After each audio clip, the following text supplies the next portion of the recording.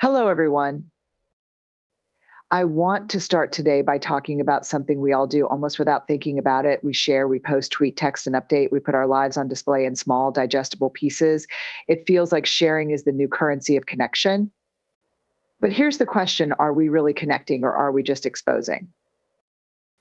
You see, there's a big difference between being open and being exposed. Sharing our lives, our thoughts, and our stories is a beautiful way to build connection, but not every part of us is meant to be shared with everyone. When we let too many people know too much about us, we risk spreading our vulnerability across the wrong audience. And that can leave us feeling empty, misunderstood, and even judged. Openness and exposure are concepts that, on the surface, may seem synonymous, but they carry vastly different implications for our emotional health and the quality of our relationships. Openness is the willingness to share our thoughts, feelings, and experiences in a way that is authentic and intentional. It's a form of self expression rooted in a desire to connect meaningfully with others. When we are open, we are allowing ourselves to be seen, taking the risk of being vulnerable to foster genuine connections with those around us. It's about choosing to reveal parts of ourselves with the hope that it will bridge the gap between us and the people we care about. On the other hand, exposure can be thought of as sharing too much too soon or with the wrong audience. It's when we reveal parts of ourselves indiscriminately, often in an attempt to seek validation, approval, or attention. Exposure can feel like standing in a crowded room with a megaphone, sharing intimate details of our lives without considering who is listening or what their intentions might be. In this scenario, we lose control of our narrative, and the intimate parts of ourselves become subject to the interpretations, judgments, and opinions of others who may not have our best interests at heart. When we practice openness, we are exercising a deliberate choice about who we share our stories with. It involves a level of discernment where we assess whether the person we are opening up to has earned the right to hear our story. Openness is rooted in trust and mutual respect.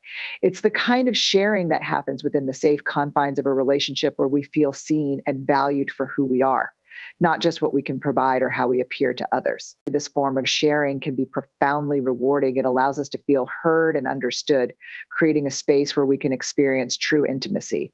Exposure, however, often lacks this intentionality. It can be driven by a need for external validation, where we are looking for approval or recognition outside of ourselves.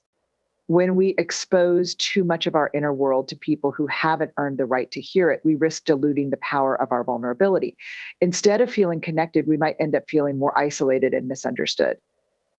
The feedback we receive from those who aren't equipped to handle our vulnerability can be damaging, leaving us feeling judged or criticized rather than supported. There's also a cultural aspect that influences the way we navigate openness and exposure. In today's world, especially with social media, there's a constant pressure to share.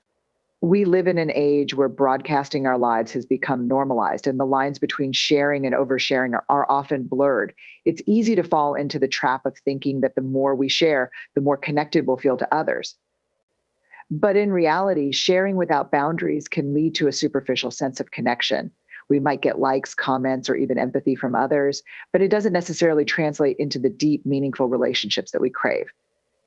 The distinction between openness and exposure can be seen in how we handle our emotions and personal experiences. When we choose to be open, we share parts of ourselves with people who have shown that they are trustworthy and empathetic. This kind of sharing often happens in stages as we gradually build a foundation of trust and understanding. It's a two-way street where both parties are willing to be vulnerable and show up authentically. There is a sense of safety and security in this kind of openness because it is reciprocal and based on mutual respect. In contrast, exposure can feel more like an emotional dump. It's when we reveal our deepest fears, insecurities, or pain without considering the emotional capacity of the person on the receiving end. We might do this because we're overwhelmed by our feelings and are looking for an immediate outlet or relief. In the moment, it might seem like sharing everything is the path to connection, but without a foundation of trust, this type of sharing can be overwhelming for both parties. The person we're sharing with might not know how to respond or might react in ways that make us feel worse instead of better. Instead of feeling seen, we might feel exposed and vulnerable in a way that doesn't foster connection, but rather leaves us feeling raw and unprotected. When we confuse exposure with openness, we put ourselves in a vulnerable position where our worth is up for grabs. We allow people who may not understand us or care about us deeply to weigh in on our most intimate parts. It can be tempting to share everything, especially when we're feeling particularly emotional or in need of support. But true connection doesn't come from exposing our lives indiscriminately. It comes from the careful, thoughtful sharing of ourselves with those who have proven to be safe, empathetic, and willing to meet us with compassion. Openness is a gift we offer to those who have shown themselves to be deserving of it. It's an act of courage that says, I trust you enough to share this part of me. Exposure, however, can sometimes be a misguided attempt to fast track intimacy, bypassing the slow, steady process of building trust. When we expose too much too quickly, we're not giving ourselves or the other person time to establish the kind of relationship that can hold the weight of our vulnerability. In essence, while both openness and exposure involve sharing parts of ourselves, the key difference lies in the intentionality and discernment behind the act. Openness is selective, purposeful, and rooted in the desire to build meaningful connections. Exposure, however, is often impulsive and driven by external factors, such as the need for validation or attention, which can ultimately leave us feeling more isolated and disconnected. By understanding this difference, we can better navigate our relationships and protect our emotional well being.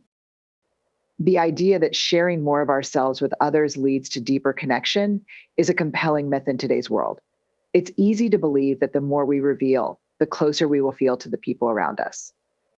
However, this belief can often lead us down a path of overexposure, where we share intimate parts of our lives with the hope of forming bonds, only to find ourselves feeling more disconnected and misunderstood. The reality is that true connection doesn't come from how much we share, it comes from the intentional and meaningful sharing of our stories with people who have earned our trust and respect. In a society that values constant sharing, it's easy to mistake overexposure for vulnerability. Social media platforms encourage us to post about our lives, our struggles, and our successes in a way that often feels performative rather than genuine. We are rewarded with likes, comments, and followers, which can give us a false sense of connection. It feels like we are surrounded by people who care, but this type of interaction lacks depth. The validation we receive is often superficial. And when the excitement of that moment fades, we might find ourselves feeling empty, as if something is still missing. That missing piece is the authentic, deep connection that can only be formed through intentional and meaningful interactions, not through broadcasting our lives to the masses. Overexposing ourselves in the name of connection can also be driven by a deep-seated fear of being alone or not fitting in. We might feel pressured to share our struggles or intimate details about our lives because we believe that doing so will make us more relatable or likable. We want to be seen and understood, so we offer up our vulnerabilities, thinking that if people see the real us, they will feel closer to us. But without the foundation of trust and mutual understanding, this kind of sharing can backfire. Instead of feeling closer to others, we might end up feeling exposed and judged. The people we share with may not have the capacity or willingness to respond with empathy, and their reactions can make us feel even more isolated than before. Another aspect of the myth of overexposing for connection is the belief that vulnerability is simply about revealing everything about ourselves. We might think that being vulnerable means laying all our cards on the table, sharing our deepest fears, and expressing our rawest emotions without hesitation. However, this is a misunderstanding of what vulnerability truly is. Vulnerability is about taking the risk to be seen, but it's also about being intentional and discerning about when and with whom we take that risk. It's about sharing our authentic selves in a way that is safe and meaningful, not about exposing every part of ourselves indiscriminately. True vulnerability is a balanced act. It's about opening up in spaces where we feel supported, understood, and valued. When we overexpose ourselves to people who haven't earned our trust, we give away our power. We allow people who may not have our best interests at heart to have an opinion on our most intimate thoughts and feelings. This can leave us feeling vulnerable in a way that is harmful rather than healing. Instead of feeling empowered by our sharing, we might feel judged or criticized, which can lead us to question our own worthiness. The negative feedback or lack of empathy we receive can reinforce feelings of shame or inadequacy, making us regret our decision to open up in the first place. It's a painful cycle that can make us hesitant to be vulnerable again, even with those who might genuinely care. The allure of overexposing for connection also stems from a desire for instant intimacy. In a fast-paced world, we crave quick, deep connections without putting in the time and effort required to build trust. We might think that by sharing our deepest secrets or our most painful experiences early on, we can shortcut the process of getting to know someone. But true intimacy cannot be rushed. It develops slowly through shared experiences, mutual understanding, and a gradual building of trust. When we try to force it by revealing too much too soon, we skip the steps that are necessary for creating a solid foundation. This can lead to relationships that feel intense but are ultimately unstable, lacking the depth and resilience that come from a slower, more deliberate process of connection. Furthermore, overexposing ourselves can sometimes be a way to seek external validation or reassurance. We might share our struggles or vulnerabilities in the hopes that others will comfort us, affirm our worth, or offer solutions. While it's normal to seek support from others, relying on external validation to feel worthy or connected can be detrimental. It places our sense of self-worth in the hands of others, making us dependent on their reactions to feel good about ourselves. When the response we receive doesn't meet our expectations, it can leave us feeling even more disconnected and insecure. It's important to recognize that not everyone we encounter is capable of holding space for our vulnerabilities. Some people may not have the emotional capacity, empathy, or willingness to engage with us in a meaningful way. When we overexpose ourselves, we run the risk of sharing our stories with people who might not respect or value them. This can lead to feelings of betrayal, as we realize that not everyone deserves to hear our most intimate thoughts and experiences. It's not about being guarded or secretive. It's about being wise and discerning with our vulnerability. It's about choosing carefully who gets to see the deeper parts of us and who we let into our inner world. The myth of overexposing for connection is a seductive one because it promises a quick fix to our longing for intimacy and understanding. It tells us that if we just share enough, we will be loved and accepted. But real, lasting connection is not built through a flood of information or an oversharing of personal details. It's built slowly through consistent, meaningful interactions with people who have shown themselves to be trustworthy and empathetic. It's the result of cultivating relationships where both parties are willing to be vulnerable and to take the time to truly understand each other. By being mindful of how, when, and with whom we share our stories, we can foster the kind of deep, authentic connections that are based on mutual respect, empathy, and love. Boundaries are an essential aspect of our emotional and mental well-being, serving as the invisible lines that define where one person ends and another begins. They help us protect our personal space, energy, and integrity. The importance of boundaries cannot be overstated, as they play a critical role in fostering healthy relationships, maintaining self-respect, and preventing burnout. However, in a world that often celebrates selflessness and constant availability, setting and maintaining boundaries can be challenging. Many of us are conditioned to believe that saying no is a sign of weakness or that setting limits makes us selfish. Yet, boundaries are not about shutting people out. They are about creating space for us to be our authentic selves without sacrificing our well-being. One of the key functions of boundaries is to establish a clear understanding of what is acceptable and what is not in our interactions with others. They act as a framework that guides how we want to be treated, making it easier for us to communicate our needs and expectations. Without boundaries, we can easily fall into patterns of people pleasing where we prioritize the needs and desires of others over our own. This often leads to feelings of resentment, exhaustion, and frustration as we stretch ourselves too thin trying to meet everyone else's expectations. By setting boundaries, we give ourselves permission to say no when we need to take breaks when we are overwhelmed, and to prioritize our own needs without feeling guilty. Boundaries are also vital in protecting our mental and emotional health. When we lack clear boundaries, we may find ourselves in situations where our personal space is invaded, our time is taken for granted, or our emotional energy is drained by others. For example, if we do not set boundaries around our time, we might find ourselves constantly saying yes to requests, even when we are already stretched thin. This can lead to burnout as we sacrifice our own rest and well-being to accommodate the demands of others. By setting boundaries, we create a buffer zone that helps us conserve our energy and focus on the things that truly matter to us. In relationships, boundaries play a crucial role in fostering mutual respect and understanding. They allow us to communicate our limits and expectations clearly, which can prevent misunderstandings and conflicts. For instance, if we have a boundary around not discussing certain personal topics, it is important to communicate this to those around us. By doing so, we set the expectation that these topics are off limits, which helps us feel safer and more comfortable in the relationship.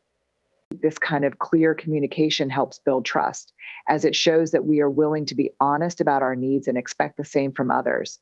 It also sets a precedent for how we want to be treated, making it easier for others to understand our limits and respect them. Boundaries are not just about saying no to others, they are also about saying yes to ourselves. When we set boundaries, we are making a commitment to prioritize our own well being and to honor our own needs, honor our own needs. This is a powerful act of self respect that reinforces our sense of worthiness. It reminds us that we are deserving of space, time, and respect, just like everyone else. This can be particularly empowering for those who have spent much of their lives putting others first or who have struggled with feelings of inadequacy. By setting boundaries, we affirm that our needs are valid and that taking care of ourselves is a priority. One of the common misconceptions about boundaries is that they are rigid and inflexible. However, healthy boundaries are actually dynamic and adaptable. They can shift depending on the context and the people involved. For instance, the boundaries we set with a close friend may be different from those we set with a coworker. Similarly, our boundaries may change over time as our circumstances and needs evolve. What is important is that we remain attuned to our own feelings and needs and adjust our boundaries accordingly. This requires self awareness and the ability to check in with ourselves regularly to assess whether our boundaries are still serving us or if they need to be adjusted. Setting boundaries can be uncomfortable, especially if we are not used to asserting ourselves or if we fear disappointing others. It can feel awkward to say no or to push back when someone crosses a line. However, it is important to remember that discomfort is often a necessary part of growth. By setting boundaries, we are stepping out of our comfort zone and into a space where we can prioritize our own needs. Over time, as we practice setting and maintaining boundaries, it becomes easier and we begin to experience the benefits in our lives and relationships. Another critical aspect of boundaries is that they teach others how to treat us. When we consistently uphold our boundaries, we send a message that we value ourselves and expect others to do the same. This can help deter people who might try to take advantage of us or who do not respect our limits. On the other hand, when we fail to set boundaries, we may inadvertently signal that it is okay for others to disregard our needs and take advantage of our time and energy. By setting clear boundaries, we establish a standard for how we want to be treated and create an environment where respect and consideration are the norms. It is also important to remember that boundaries are not just for our benefit, they are beneficial for others as well. When we set clear boundaries, we help those around us understand what we need and expect, which can make interactions smoother and more respectful. Boundaries provide a roadmap for healthy relationships where both parties know what is acceptable and what is not. This reduces the likelihood of misunderstandings and conflicts as everyone involved has a clear understanding of each other's limits and needs. In essence, boundaries are a vital tool for navigating our interactions with the world. They help us protect our mental and emotional health, foster healthy relationships, and maintain a sense of self respect. By setting and maintaining boundaries, we create a space where we can thrive both individually and in our relationships with others. This not only enhances our well being, but also allows us to show up as our best selves in all areas of our lives. Discernment and sharing is an essential skill in our interactions and relationships, allowing us to navigate the complexities of vulnerability and communication with intention and wisdom. It involves a thoughtful decision making process about what to share, when to share, and with whom. It's about understanding the value of our personal stories and being selective about who gets access to them. In a world that often encourages oversharing and broadcasting intimate details of our lives for validation or approval, practicing discernment can help us protect our emotional well being and foster deeper, more meaningful connections. At its core, discernment and sharing is about recognizing that not everyone has earned the right to hear our stories. Vulnerability is a powerful tool for connection, but it is most effective when shared with people who have demonstrated empathy, trustworthiness, and understanding. When we share our deepest thoughts, fears, or dreams with someone who lacks these qualities, we risk feeling exposed, misunderstood, or even judged. This can lead to feelings of regret, discomfort, and a sense of betrayal as we realize that the person we shared with did not handle our vulnerability with care. By being discerning, we take the time to evaluate whether the person we are considering sharing with has shown themselves to be a safe and supportive presence in our lives. Discernment is not about being guarded or secretive. It is about being wise with our vulnerability. It's recognizing that our personal experiences, struggles, and feelings are valuable and deserve to be handled with respect. This means that we do not need to share every detail of our lives with everyone we meet. Instead, we can choose to be open and vulnerable with people who have shown themselves to be trustworthy. This selective sharing allows us to connect deeply with those who matter most while protecting ourselves from potential harm or judgment from others who may not have our best interests at heart. Practicing discernment and sharing also involves paying attention to the context and timing of our conversations. There are moments when sharing certain aspects of our lives might be more appropriate or impactful than others. For example, sharing a deeply personal struggle with a close friend who is currently going through a difficult time might not be the best choice. In this case, it may be more compassionate to offer support to our friend rather than seek their empathy or validation. On the other hand, sharing a similar struggle with someone who has gone through a comparable experience might create a sense of solidarity and mutual understanding. Being aware of the context and the emotional state of the person we are sharing with can help us make better decisions about when and how to open up. Moreover, discernment in sharing also involves reflecting on our own motivations for wanting to share something personal. Sometimes we might feel compelled to share intimate details of our lives in search of validation, sympathy, or reassurance. This is a natural human inclination, especially when we are dealing with feelings of insecurity or self doubt. However, when we share from a place of seeking external validation, we often give away our power and place our self worth in the hands of others. If the response we receive does not meet our expectations, we might end up feeling even more vulnerable and unsure of ourselves. Practicing discernment means taking a moment to ask ourselves why we want to share something and whether the person we are sharing with is equipped to offer the kind of support or feedback we need. Um, Discernment also requires us to be honest about the nature of our relationships. It can be tempting to overshare in the early stages of a friendship or romantic relationship in an attempt to accelerate intimacy and connection. We might believe that revealing our deepest fears and insecurities will bring us closer to someone new. However, true intimacy is built slowly over time through mutual trust, shared experiences, and consistent, meaningful interactions. When we share too much too soon, we risk creating a false sense of closeness that may not be sustainable in the long run. By pacing our sharing and allowing trust to develop naturally, we build a stronger, more authentic connection that is based on a solid foundation. In addition, discernment and sharing can help us navigate situations where we might feel pressured to share more than we are comfortable with. This could happen in social settings where oversharing is normalized or in relationships where one person dominates the conversation with their own stories and expects the same level of openness from others. In these situations, it is important to listen to our inner voice and honor our own comfort levels. We do not owe anyone an explanation for our boundaries, and it is okay to keep certain parts of our lives private. By exercising discernment, we maintain control over our narrative and ensure that we are sharing from a place of authenticity rather than obligation or pressure. Another crucial aspect of discernment is being mindful of the potential impact our sharing may have on the listener.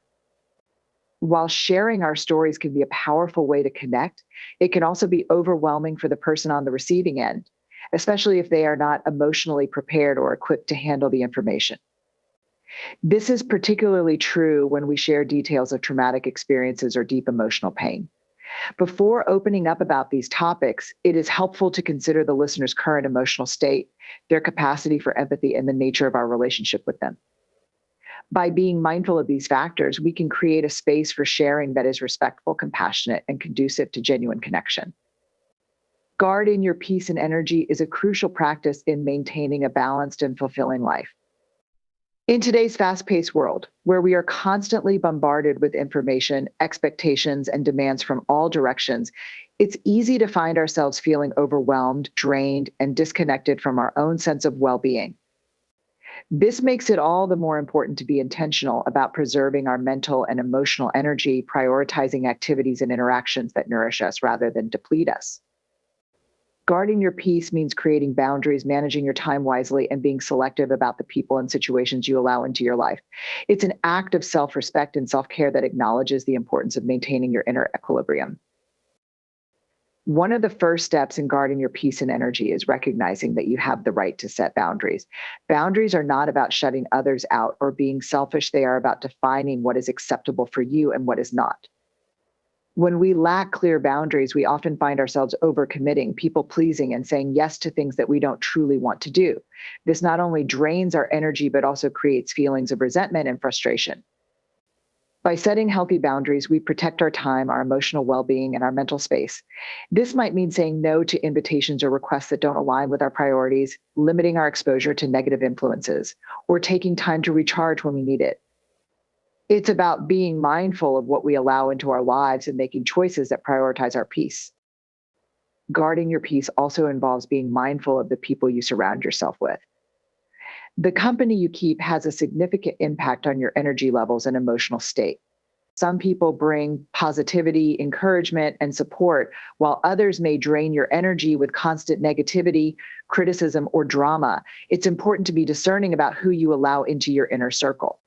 This doesn't mean cutting off everyone who goes through tough times or needs support. It means being aware of patterns in relationships and understanding when certain interactions are consistently draining rather than uplifting.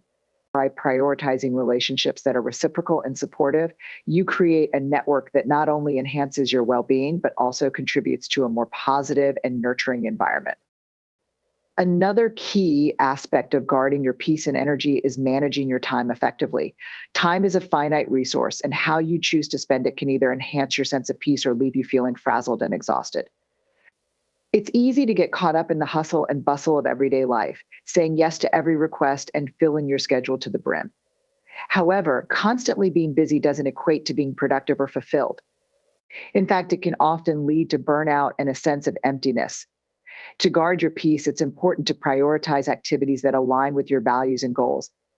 This might mean setting aside time for self care, hobbies that bring you joy, or simply moments of quiet reflection. By consciously choosing how to spend your time, you can ensure that you are engaging in activities that replenish your energy rather than deplete it.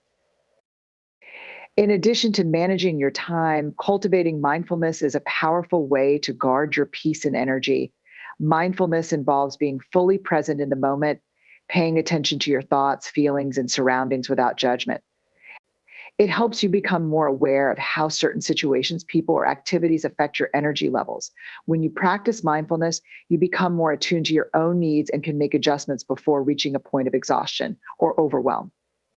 For example, if you notice that a particular task or interaction is leaving you feeling drained, you can take a step back, reassess, and decide how to proceed in a way that preserves your well being. Mindfulness allows you to respond thoughtfully rather than react impulsively, which is key to maintaining your inner peace. Another important element of guarding your peace and energy is learning to let go of things you cannot control. Many of us expend a great deal of mental and emotional energy worrying about situations that are beyond our control, whether it's the actions of others, unexpected challenges, or future uncertainties. This can lead to unnecessary stress and anxiety, robbing us of our peace in the present moment. By focusing on what you can control, your own actions, responses, and mindset, you can conserve your energy and direct it toward more constructive pursuits. Letting go of the need to control everything is a liberating practice that allows you to approach life with greater ease and acceptance, reducing the mental clutter that often disrupts your peace. Guarding your peace and energy also involves being intentional about the environments you choose to be in. Your physical surroundings can have a significant impact on your mood, stress levels, and overall sense of well being. Spaces that are cluttered, chaotic, or filled with distractions can make it difficult to feel calm and centered. By creating environments that are orderly, comfortable, and reflective of your personal taste, you set the stage for a more peaceful and positive experience. This might involve decluttering your home or workspace, incorporating elements that bring you joy, or finding quiet places where you can retreat when you need a moment to recharge. Lastly, self care is a fundamental practice in guarding your peace and energy. Taking time to care for your physical, emotional, and mental health is not a luxury, it's a necessity. This can look different for everyone, whether it's engaging in regular exercise, getting enough sleep, eating nourishing foods, meditating, journaling, or simply taking time for activities that bring you joy and relaxation. When you prioritize self care, you equip yourself with the tools to handle stress, maintain your energy levels, and approach life's challenges from a place of balance and strength. It's about making a commitment to yourself to regularly check in, listen to your body and mind, and give yourself what you need to thrive. Guarding your peace and energy is an ongoing process of making intentional choices about how you interact with the world around you. It requires self awareness, honesty, and the willingness to put your well being first, even when it means making difficult decisions or setting firm boundaries. By taking steps to protect your peace, you cultivate a life that is more balanced, fulfilling, and true to your authentic self.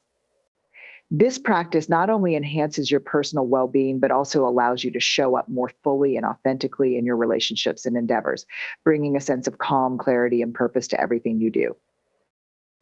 In an age where social media dominates our interactions and digital validation often takes precedence over genuine human connection, it has become increasingly important to value true connection over mere validation. The pursuit of likes, shares, and comments can create an illusion of closeness and acceptance, but it is often a shallow substitute for the deep, meaningful connections that we crave as social beings.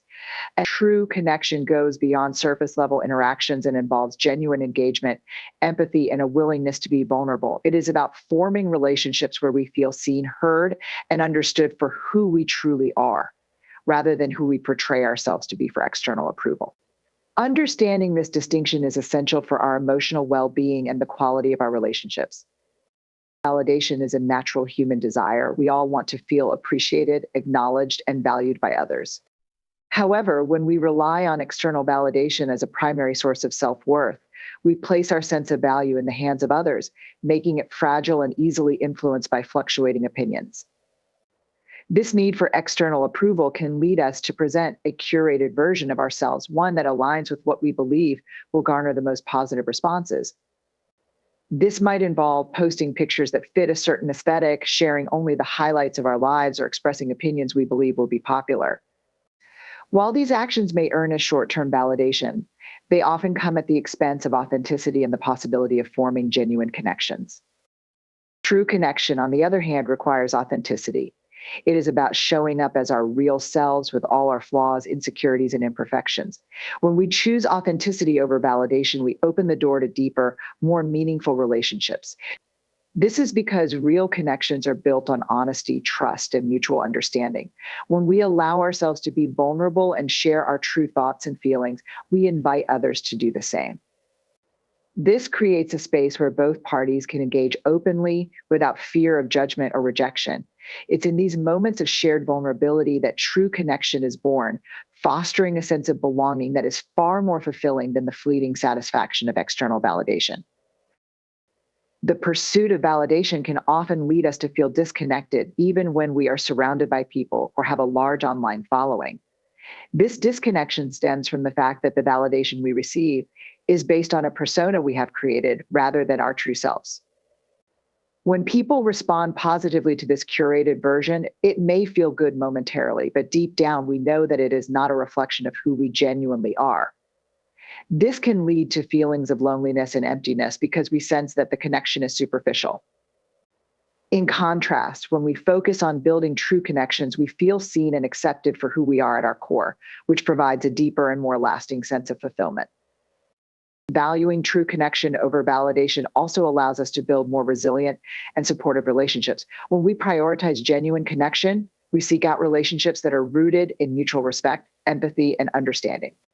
These relationships are not dependent on the constant reinforcement of likes or comments, but are sustained by the depth of the bond and the shared experiences between individuals.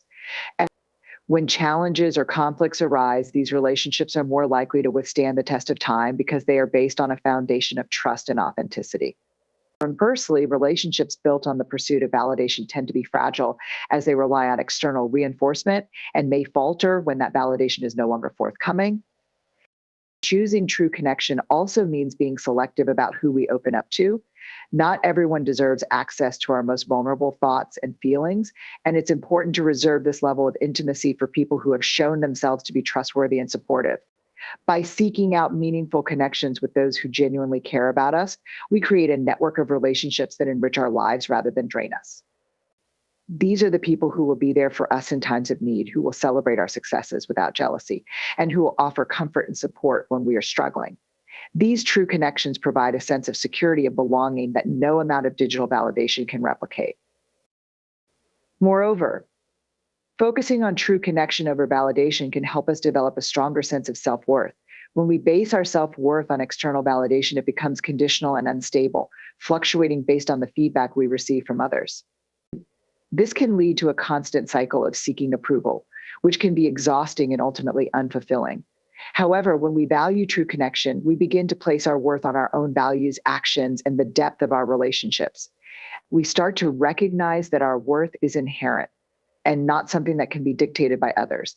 This shift in perspective empowers us to show up authentically in our interactions and to build relationships that are rooted in mutual respect and genuine care. In addition, valuing true connection over validation allows us to cultivate a more meaningful and fulfilling life. When we are not preoccupied with seeking external approval, we have more time and energy to invest in the people and activities that truly matter to us.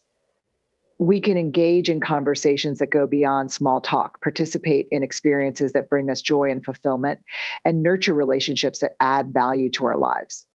This focus on authentic connection also encourages us to be present in the moment, appreciating the time we spend with others without the distraction of seeking validation through our phones or social media. Ultimately, when we value true connection over validation, we shift our focus from the superficial to the substantive aspects of our relationships.